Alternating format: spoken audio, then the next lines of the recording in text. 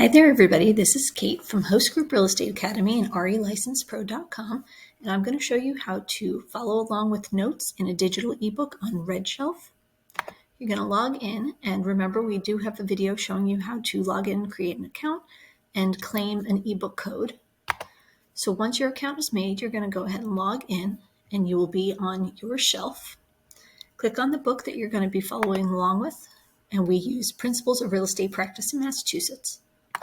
Click Read Now.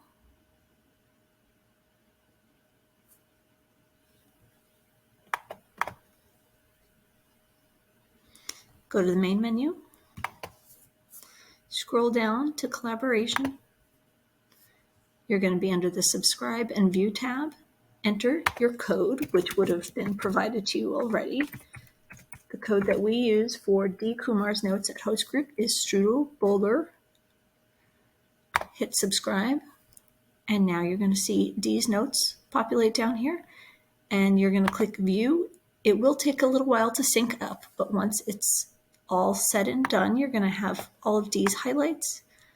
He has them all color-coded and everything, and they're going to show up right here.